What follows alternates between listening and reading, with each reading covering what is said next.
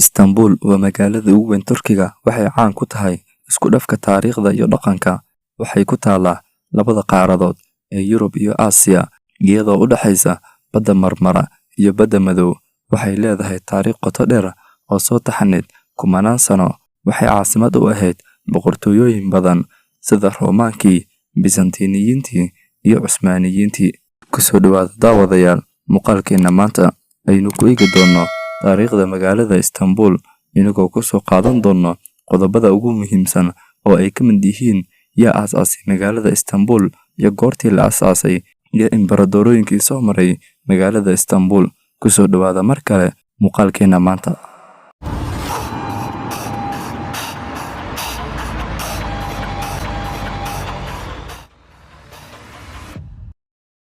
daawadayaal, intaynu guda gelin muuqaalkeena, fadlan haddaad nagu cusub tahay nagu soo bir, haddaad horey noola joogtayna muuqaalka like saar oo la wadaaga asxaabtaada.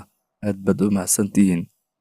Magaalada Istanbul markii ugu horeysay oo la aasaasay waxaa la aasaasay 660 sano ka hor taariikhdii miilaadiga. Dadkii aasaasay waxay ahaayeen Giriigii hore oo ka yimid magaalada Megara, taas oo ku taala koonfurta Giriiga. Dadkaasi waxay raadinayeen meel cusub oo ay ku noolaan karaan, isla markaas ganacsi ay ka sameeyaan. Waxay doorteen goob istiraatiijiyad leh oo ku taalla Badda Marmara iyo marinka Bosfor, taas oo ah meel isku xirta Badda Madow iyo Badda Marmara.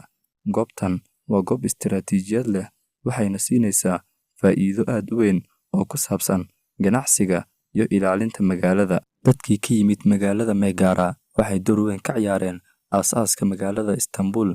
Waxay keeneen dhaqankoodii, aqoontoodii iyo hab nololeedkoodii. Waxay dhiseen magaalada iyadoo leh qaab dhismeed Giriig ah, iyagoo sameeyey suuqyo, meelo lagu cibaadaysto iyo dhismooyin kaleeto oo muhiim ah. Dadka reer Megara waxay sidoo kaleeto aasaaseen dowlad goboleed oo madax bannaan, waxayna isticmaaleen nidaamkoodii sharciga ahaa, iyagoo magaalada Istanbul u bixiyey waagaasi magaaladii Bisanda, oona u bixiyey boqorkii maamulay waqtigaasi. Magaalada Bisanda waxay noqotay meel muhiim ah oo ganacsiga iyo dhaqanka oo ay ku faa'iideysteen dadkii Giriiga iyo dadkii kaleeto ku xeeranaa. Magaalada Bisanda waxay sidoo kale noqotay meel istiraatiijiyad leh oo xagga difaaca iyo isku xirka qaaradda Yurub iyo qaaradda Aasiya. Aasaaskii iyo bilowgii Bisanda waxay dhigtay aasaaska taariikhda dheer iyo midda qaniga ah ee magaalada Istanbul. Soo ifbixi magacii Qustandiniya. Boqorkii Qustandiniya ayaa go'aansaday inuu dib u aasaaso magaaladii Bisanda, taas oo ay ku taalo goob istiraatiijiyadeed oo muhiim ah. Boqorkii Qustandiniya wuxuu magaalada magaceed u bedelay Qustandiniya. Boqorkii Qustandiniya wuxuu arkay istiraatiijiyadda ay leedahay magaalada Bisanda, taas oo ay ku taalo meel u dhaxaysa qaaradda Yurub iyo qaaradda Aasiya, oo isku xirta Badda Madow iyo Badda Marmara. Qustandiniya waxay ahayd meel istiraatiijiyadeed oo difaac leh, iyadoo ay ku hareeraysan yihiin badaha oo ay fududahay in laga ilaaliyo weerarada cadowga. Meesha ay ku taalo Qustandiniya waxay ahayd meel muhiim ah oo isku xirta ganacsiga Yurub, Aasiya iyo Afrika. Boqorkii Qustandiniya wuxuu ahaa boqorkii ugu horeeyay ee Roomaan ah oo qaatay diinta Kiristaanka, wuxuuna doonayay in magaalada ka dhigo xarun muhiim ah oo diinta Kiristaanka lagu faafiyo. Boqorkii Qustandiniya wuxuu bilaabay dhismaha magaalada iyadoo ay leedahay qaab dhismeed Roomaan ah oo casri ah. Wuxuu dhisay wadooyin waaweyn, kaniisado iyo dhismayaal kale oo muhiim ah. Qustandiniya waxay ahayd xasuus taariikh leh, iyadoo ay magaalada Istanbul ay ka dhigtay mid caan ah oo laga yaqaano meel walbo ka mid ah caalamka, iyadoo dhacdo meel istiraatiijiyad leh oo aan lagu soo degdegi karin in weerar lagu soo qaado mar walba. Sanadka markuu ahaa 1453, Sultaan Maxamed, oo sidoo kale loo yaqaano Maxamed al-Faatix, ayaa wuxuu soo hogaamiyey ciidamadiisii si uu u qabsado magaaladii Qustandiniya. Qabsashadii Qustandiniya waxay ahayd mid ka mid ah dhacdooyinkii ugu muhiimsanaa taariikhda, waxayna calaamad u ahayd dhammaadka boqortooyadii Bisanda oo soo jirtay in ka badan 1000 sano. Maxamed al-Faatix wuxuu qabsaday magaaladii Qustandiniya kadib markuu adeegsaday istiraatiijiyad militari oo horumarsan oo ay ka mid ahaayeen isticmaalkii madaafiicda waaweynaa oo ay ku dumiyeen derbiyadii xoogganaa. Sidoo kale waxaa ka mid ahaa joojinta gargaarka ka soo gaaraya dhanka badda, balse Maxamed al-Faatix ayaa wuxuu degay tactic military oo horumarsan, isagoo u diiday inuu galo gargaar magaalada Qustandiniya, taasoo u sahashay inuu si fudud ku qabsado. Markii magaaladii Qustandiniya uu qabsaday Suldaan Maxamed al-Faatix, wuxuu ka dhigay caasimadii cusbeed ee boqortooyadii Cusmaaniyiinta.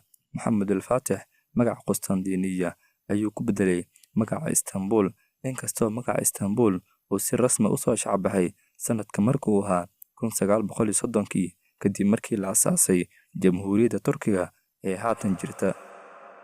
Xilligii Cusmaaniyiinta, Istanbul waxay noqotay magaalo caalami ah oo leh muhiimad weyn xagga ganacsiga, diinta, dhaqanka. Maxamed wuxuu bilaabay inuu dib u dhiso magaalada, isagoo dhisay masaajido waaweyn, iskuulo, suuqyo iyo dhismooyin kale oo muhiim ah. Qabsashadii Cusmaaniyiinta ee Qustandiniya waxay sidoo kale calaamad u ahayd bilowgii xilligii Cusmaaniyiinta oo sii socday ilaa qarniyo badan, iyagoo noqday awood weyn oo caalami ah. Sababtoo ah waxa u sahlay inay awood intaas le'eg ay haystaan waa meesha istiraatiijiyadda leh oo ay degeen. Magaalada Istanbul waxay leedahay meelo istiraatiijiyad leh oo difaac laga gali karo.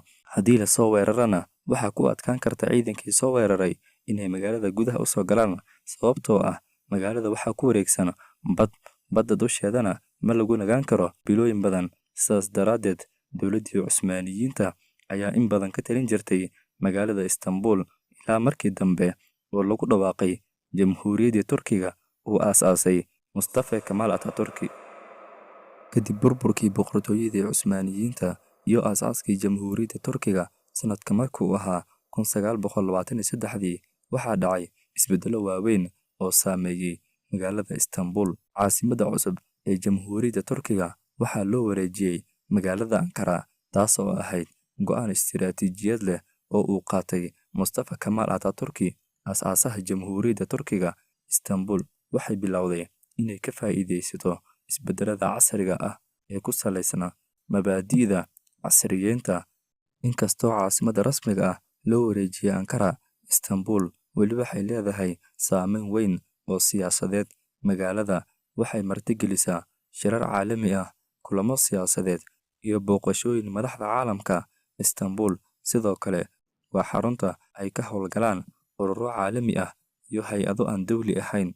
Istanbul waxay noqotay magaalo casri ah oo leh isbeddello waaweyn oo dhinacyo kala duwan sida dhaqanka, ganacsiga iyo siyaasadda. Magaalada Istanbul ayaa sii haysata weli muhiimaddeeda caalamiga ah, iyadoo leh dhaxal taariikhi ah oo qani ah iyo horumar casri ah oo sii socda ilaa maanta.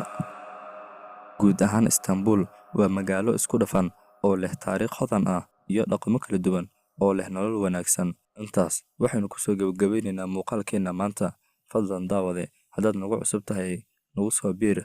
Haddaad horey noola joogtayna, fadlan muuqaalka like saar oo la wadaag asxaabtaada. Intaynu ku kulmi doonaa muuqaalkan muuqaalkiisa kaleeto, waxaan idinkaga tegayaa sidaas iyo nabadgelyo.